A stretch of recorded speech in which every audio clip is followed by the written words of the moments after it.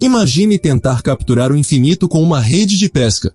Parece impossível, não é? Agora, pense em Deus como algo ainda mais vasto, algo que desafia a própria compreensão humana. O que Balian nos diz? O todo é mente infinita, o universo é mental. Visualize isso, nosso universo inteiro, uma criação mental da mente infinita, existindo apenas na mente do todo. E enquanto a ciência busca incansavelmente por respostas, Deus escapa pelas brechas da lógica humana, permanecendo uma essência oculta, escondida pelo nosso ego. Mas, espere. O que é esse ego? Como ele nos afasta do divino e nos faz ver Deus como uma entidade externa, pronta para julgar e punir, como nas antigas mitologias? É o ego que cria essa divisão, personificando Deus com características humanas. E se, ao invés disso, buscássemos Deus dentro de nós, como sugere Joseph Murphy?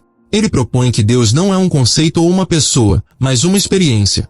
Já se perguntou como seria emergir completamente nessa experiência divina, tornando-se um com ela? Einstein uma vez disse, as leis da natureza são os pensamentos de Deus. Isso significa que nossa observação, nossa busca pela compreensão, é um canal direto para a criação. A realidade se molda conforme nossas suposições, tanto individual quanto coletivamente. Se isso é verdade, que papel tem nosso ego nisso tudo?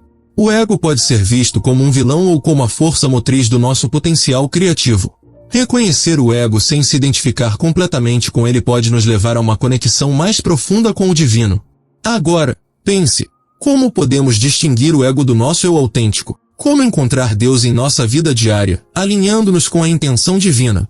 A resposta pode estar nos momentos de tranquilidade e presença plena, onde a experiência da presença de Deus se torna não apenas possível, mas inevitável. Vamos explorar essa interconexão e descobrir como a busca interna nos leva ao encontro do divino. Olha, eu sempre me peguei pensando sobre essa coisa de Deus ser uma mente infinita, como o que Balian sugere. Imagina só, o universo inteiro não passa de uma criação mental dessa mente. Isso quer dizer que tudo que a gente vê, toca e sente é, na verdade, uma projeção de Deus.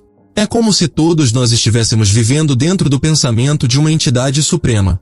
É meio louco, né? E se isso for verdade, essa busca científica por Deus que tanta gente faz pode ser meio inútil. Afinal, como você vai encontrar algo que está fora da sua compreensão, se tudo que você conhece é apenas uma manifestação dessa mente infinita?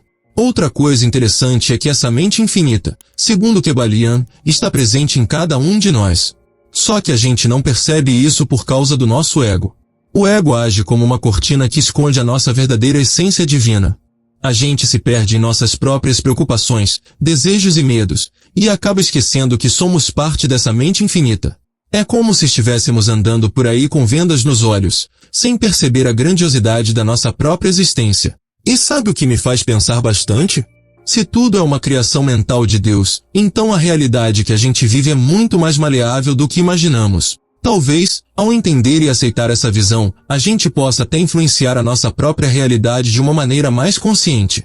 Mas isso exige uma mudança radical na forma como enxergamos o mundo e a nós mesmos. Agora, falando sobre o ego e a personificação de Deus, é engraçado como a gente tende a imaginar Deus como uma figura parecida com a gente, né? Atribuímos a ele características humanas, como se ele fosse um ser capaz de julgar e punir. Isso é um reflexo direto do nosso ego. A gente projeta nossas próprias inseguranças e medos em Deus, transformando-o em uma figura de autoridade que pode nos condenar ou nos salvar. Essa personificação de Deus é algo que a gente vê em várias mitologias e religiões. Deuses que se parecem com humanos, que têm emoções humanas e que agem de acordo com padrões humanos. Isso é tudo uma criação do nosso ego. A gente precisa de algo tangível, algo que nossa mente limitada possa entender e, por isso, criamos essas imagens de Deus. Só que isso acaba nos afastando da verdadeira essência divina, que está além dessas limitações humanas. E essa visão de um Deus julgador e punitivo tem suas consequências. Ela cria uma divisão entre nós e o divino, nos fazendo acreditar que estamos separados de Deus. Isso gera medo, culpa e um monte de sentimentos negativos que não têm nada a ver com a verdadeira natureza divina. O desafio é quebrar essa barreira criada pelo ego e enxergar Deus de uma forma mais pura, livre dessas projeções humanas. Joseph Murphy tem uma visão interessante sobre Deus. Ele diz que Deus não deve ser entendido como uma pessoa ou um conceito, mas como uma experiência. Isso muda completamente o jogo. Em vez de tentar entender Deus com a mente, a gente precisa vivenciá-lo. É através da imersão e da experiência interna que a gente pode realmente conhecer o divino. Essa perspectiva desafia diretamente o nosso ego. O ego quer entender tudo, quer ter respostas e controlar as situações. Mas, quando se trata de Deus, é exatamente o oposto. Não é sobre entender com a mente, mas sentir com o coração. É uma experiência interna que vai além das palavras e dos conceitos. E essa experiência só pode ser alcançada quando a gente consegue silenciar o ego e se abrir para o desconhecido. E sabe o que é mais bonito nisso tudo? É que essa experiência de Deus é única para cada pessoa. Não tem fórmula mágica, não tem caminho certo ou errado. Cada um de nós tem sua própria jornada e sua própria maneira de se conectar com o divino. E essa conexão é algo que está sempre disponível, basta a gente estar disposto a olhar para dentro e se permitir sentir. Einstein tinha uma visão bem poética das coisas quando dizia que as leis da natureza são os pensamentos de Deus. Isso sugere que a observação científica e a busca por compreensão são, na verdade, atos de criação. Quando a gente observa o mundo, estamos de certa forma co-criando a realidade. A nossa percepção e as nossas suposições influenciam diretamente na forma como a realidade se manifesta. Essa ideia de que o observador e o observado estão interconectados é fascinante. Não é apenas uma questão de olhar o mundo de fora, mas entender que a nossa própria existência e a nossa maneira de ver o mundo têm um impacto na realidade. É como se estivéssemos todos em um grande jogo de criação, onde cada um de nós contribui com sua própria perspectiva e energia. E isso traz uma responsabilidade enorme. Se a nossa observação e as nossas suposições moldam a realidade, então a gente precisa estar consciente do que estamos criando. Nossas crenças, nossos pensamentos e nossas atitudes têm um poder que a gente nem imagina. E, ao entender essa interconexão, a gente pode começar a usar esse poder de forma mais consciente e positiva. O ego, apesar de ser muitas vezes visto como uma barreira, também tem um papel crucial na nossa jornada. Ele é a força por trás do nosso potencial criativo.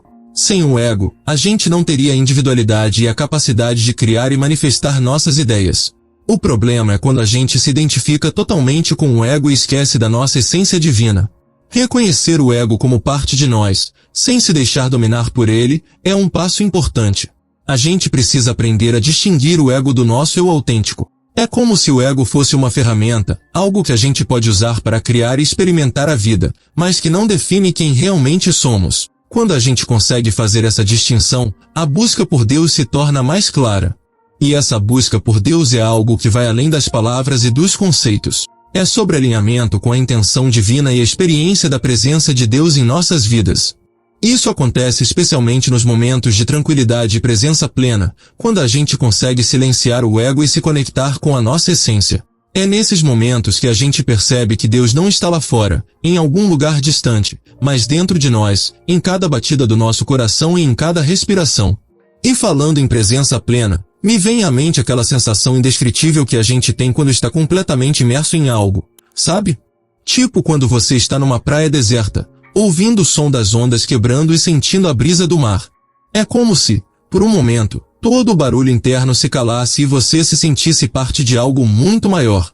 Nesses instantes, parece que a gente toca a essência divina, sem nem precisar de palavras ou explicações. A gente só sente. Muitas tradições espirituais falam sobre a importância do silêncio e da quietude para se conectar com Deus.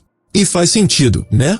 No dia a dia, estamos tão ocupados, tão presos nas nossas rotinas e preocupações, que raramente paramos para simplesmente estar. Mas é nesse estado de presença, de atenção plena, que a gente pode realmente perceber a presença divina. Não é algo que vem de fora, mas uma revelação interna. E essa revelação interna é o que realmente transforma a nossa vida. Quando a gente começa a viver a partir dessa conexão com o divino, tudo muda. As nossas prioridades, os nossos valores, até mesmo a forma como a gente se relaciona com os outros. A gente começa a ver a divindade em tudo e em todos, e isso cria um senso de unidade e compaixão que transcende qualquer diferença. Então, talvez a chave esteja mesmo na simplicidade. Em vez de complicar e buscar Deus fora, a gente pode começar a olhar para dentro, a cultivar momentos de silêncio e presença, e a permitir que a essência divina se revele para nós. Porque, no fim das contas, Deus não é um mistério a ser desvendado, mas uma experiência a ser vivida.